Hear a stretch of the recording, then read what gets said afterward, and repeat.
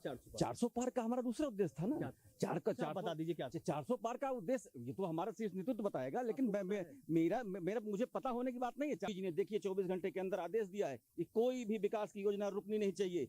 यहाँ गिरीश यादव जी हमारे यहाँ यादव समाज से आते हैं और 2017-12 में मैं भी उसमें टिकट मांग रहा था यहाँ से, 17 में और 12 में चुनाव लड़ा था। इसमें आप लड़ने की तैयारी कर रहे हैं? ये कौन पार्टी कहेगी तो लड़ेंगे, नहीं कहेगी तो प्रचार करते रहेंगे, या पार्टी जो जिम्मेदारी देगी उसको निभाएंगे। विवेक सिंह राजे जी हमारे साथ हैं, बदलापुर के पूर्व प्रत्याशी रहे हैं। हम उनसे बात करेंगे भाजपा का जो नतीजा अभी आया जौनपुर जिले को लेकर, जौनपुर लोकसभा सीट को लेकर, कहाँ गड़बड़ हो गई? अब इसके विषय में हम क्या कहें, थोड़ा सा जो हमारा विपक्ष था, जो हमारी केंद्र सरकार की या प्रदेश सरकार की जो योजनाएं रही, जो उसके लाभार्थी रहे, उसके अगेंस्ट जो विपक्ष का जो झूठ था वो लोगों में काफ़ी प्रचारित किया गया। और मैं ये मानता हूं कि इसमें सत्य की हार हुई है और झूठ की विजय हुई। सत्य हार गया? सत्य पूरी तरह मैं तो नहीं कहूँगा कि सत्य हार गया है। आप देख रहे हैं हमारी सरकार बन रही है और 1962 के बाद पहली बार ऐसा हुआ है कि तीसरी बार कोई लगातार प्रधानमंत्री बनने जा रहा है, वो हमारे आदरणीय प्रधानमंत्री नरेंद्र मोदी जी बने। देखिए आपके 2 टर्म तो आपके अपने बूते पर थे, इस बार बैसाखी की जरूरत है। बैसाखी की कोई जरूरत नहीं है। हम अपने सहयोगी दलों कर रहे हैं जेडीयू, हम बिल्कुल भरोसा कर रहे हैं। और केवल जेडीयू ही नहीं, हमारे साथ क्या नाम चंद्रबाबू नायडू जी हैं और टोटल संख्या आप देखिए, लोग पत्र लिख करके हमको समर्थन दे रहे हैं। उसमें भरोसा न करें जैसी कोई बात ही नहीं है। बीजेपी वाले कहते हैं कि हमने 4 करोड़ आवास दिए, शौचालय दिया, राशन दिया, सम्मान निधि दी। कहाँ गया ये सब? ये केवल बीजेपी वाले थोड़ी कह रहे हैं, तो आप भी कह रहे हैं। चलिए हम भी कह रहे हैं, गया कहाँ से? गया अब ये तो चुनाव में तो दिखा नहीं। ये तो जनता को इसका परसेप्शन करना है। कभी कभी बताया आपसे ना, कभी कभी लोग भ्रम में पड़ जाते हैं। कई बार लोगों को कुछ झूठ दिखा दिया जाता है, झूठी खबरें फैलाई गई, संविधान खतरे में है, तमाम तरीके की बातें फैलाई गई। संविधान खतरे में रहा या नहीं रहा, लेकिन आपके ही नेता ने, सर्वोच्च नेता ने ये कहा था 400 पार। 400 पार का हमारा दूसरा उद्देश्य था ना।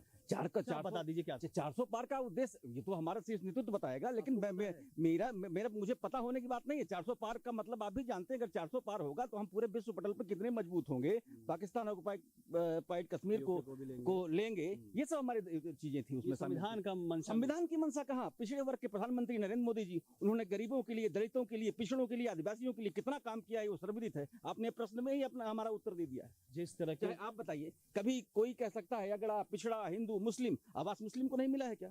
आयुष्मान कार्ड की सुविधा मुस्लिम को नहीं मिली है क्या? आप बताइए, किसी भी कहीं पर भी आवास किसको मिला है, राशन किसको मिल रहा है? अब बताइए, कहीं पर भेदभाव हुआ हो कि नहीं, पिछड़े को नहीं मिला, दलित को नहीं मिला, मुसलमान को नहीं मिला, कोई जातिवाद कभी आपने देखा है क्या? बताइए आप बड़े जिस तरीके से विपक्ष जमीन पर इस आप कह रहे फेक नैरेटिव चलाया गया, जिस तरीके से वो लगा रहा, आप लोग कहाँ थे? नहीं, हम लोग थे कहीं ना कहीं, कोई ना कोई कमियां हम में भी थी। मैं ये नहीं कह रहा हूं कि उनके हम अपने जो किया वो भुना नहीं पाए। हमने अपने करिश्माई नेतृत्व नरेंद्र मोदी जी पर के जो छवि पर ही विश्वास किया, और जो रहा कि नहीं, जनता सत्य समझ रही है, जनता को जो लाभ मिला है जनता देख रही है, उसमें कहीं ना कहीं कुछ कमियां रही, उसको हम की हार को कैसे देख रहे हैं? वो तो बड़ा मुद्दा रहा राम मंदिर आपके लिए ना। नहीं, अब हार तो कहीं भी हो सकती है। मैंने आपसे क्या कहा, हार तो कहीं भी हो सकती है। हार आप इतिहास गवा रहा है, बड़े बड़े लोग हारे हैं, बहुत छोटे छोटे लोग, सामान्य लोग जीते हैं।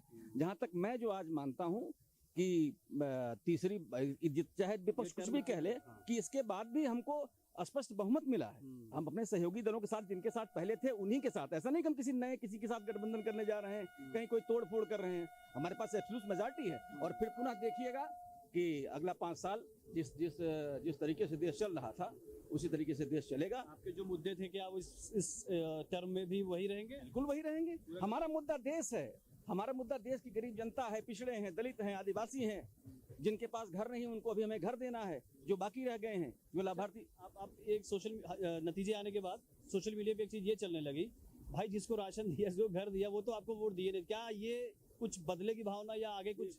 ये आप कैसे कह सकते हो कि उन्होंने वोट नहीं दिया? अरे उनमें से कुछ लोगों ने नहीं दिया, और बदले की भावना से कभी ऐसा काम हुआ होता? मैंने आपसे कहा ना। अब देखिए, हमारे पीछे अल्पसंख्यक भाई भी बैठे हुए हैं, इनसे आप पूछिए कि कभी किसी आप बता दें हमको कि नहीं ये अल्पसंख्यक थे, पात्र थे, इनको अपात्र कर दिया गया। कोई नहीं कह सकता है। लाभ सबको देंगे इस बार? बिल्कुल देंगे, बिल्कुल देंगे, और विकास की गति वही रहेगी। देश उसी तरीके से आगे बढ़ता रहेगा, योगी जी के नेतृत्व में, मोदी जी के नेतृत्व। 2 नेताओं के नाम लूंगा मैं, जौनपुर के ही। धनंजय सिंह ने भाजपा प्रत्याशी को समर्थन किया, बाबा दुबे जी ने भाजपा प्रत्याशी को समर्थन करने की बात कही, असर हुआ? बिल्कुल। देखिए, धनंजय जी ने भी समर्थन दिया, और जितना वो प्रयास कर सकते थे उन्होंने प्रयास किया। बाबा दुबे जी ने भी समर्थन दिया और उनका पूरा प्रयास, मैं सफल तो नहीं कह सकता हूं, लेकिन काफी हमको मत मिला। ये नहीं हम कह सकते हैं कि मछली शहर में भी गए, जौनपुर गए और तमाम जिलों में गए, लेकिन प्रत्याशी जीतता नहीं दिखा। देखिए, आप ये बताइए कि जब हमारे खिलाफ भ्रम फैलाया गया, कई जगह पूर्वांचल की अधिकांश सीटों पर हम हारे हैं, तो हम इस पे धनंजय सिंह को कैसे ब्लेम कर सकते हैं? जैसे ये जो एक लास्ट सवाल कर लेते हैं, आपको भी जाना होगा, ये जो नतीजे आए हैं, पूर्वांचल की अधिकांश सीटें आप नहीं निकाल पाए हैं, और जो समीकरण अखिलेश यादव सपा ने बनाया है इस बार ओबीसी की सभी जातियों को मिलाकर, आपको क्या लग रहा है 2027 आपके लिए आसान है? देखिए, ये आप मत कहिए, 2027 मेरे लिए बिल्कुल आसान है। इससे हम सबक लेंगे, गांव में जाएंगे, यहाँ चट्टी चौराहे पे जाएंगे, इनकी समस्या को सुनेंगे, विकास का कार्य जहाँ कहीं भी छूट रहा होगा उसको पूरा कराएंगे, और जो भ्रम है इसके उनको 2 साल में उनका भ्रम दूर हो जाएगा कि पुनः नरेंद्र मोदी जी प्रधानमंत्री बने हैं, योजनाएं चल रही हैं कि नहीं। योगी जी ने देखिए 24 घंटे के अंदर आदेश दिया है कि कोई भी विकास की योजना रुकनी नहीं चाहिए। कोई भी विकास का कार्य, चाहे बिजली का हो, चाहे सड़क का हो, चाहे पानी का हो, चाहे शिक्षा का हो, चाहे स्वास्थ्य का हो, कोई भी विकास का कार्य रुकना नहीं चाहिए। जगह जगह आप जाने की बात करें, इस बार नहीं गए ना आप सब? गए थे, मैं ये नहीं कह रहा हूँ जगह जगह जाने, मैंने क्या कहा, जो लोगों ने भ्रम फैलाया उस भ्रम को दूर करने के लिए जगह जगह जाए। विषय हमारा दूसरा होगा, पिछड़े दलित आदिवासी सब थे, सब हैं और सब रहेंगे।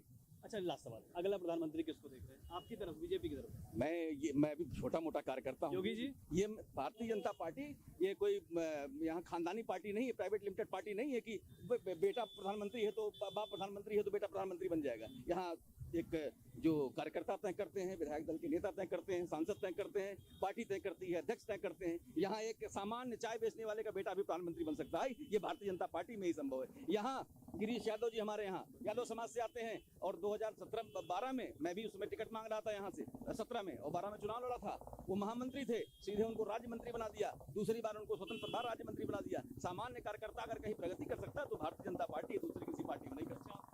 विवेक जी, अपनी महत्वाकांक्षा अगर बताना चाहें, बीजेपी में क्या देख रहे हैं आप? मेरी महत्व, मैं तो कार्यकर्ता हूँ, मैं महत्वाकांक्षा किसकी नहीं होती है।